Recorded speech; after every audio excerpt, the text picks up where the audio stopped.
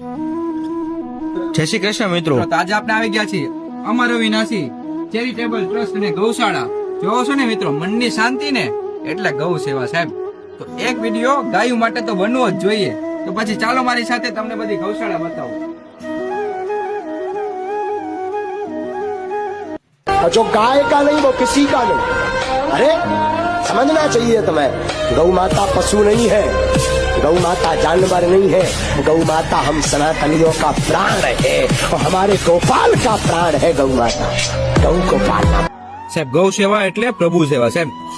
તમારે ફૂલ ની તો ફૂલની પાકડી ગાય માટે જો દાન કરવી હોય તો ત્યાં ગૌશાળાએ જઈને તમે કરી શકો છો.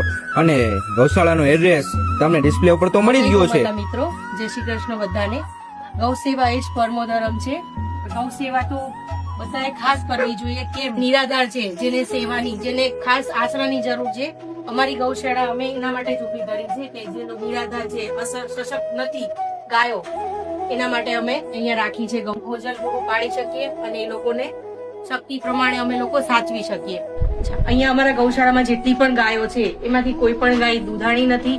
બધી જ સેવા માટે આવેલી છે. જે રોડ ઉપર ખાસ બીમાર હતી અને અપંગ હતી, એ લોકોની ટ્રીટમેન્ટ અમારા ત્યાં ચાલુ છે અને અમે ખાસ એ જ સેવા કરીએ છીએ.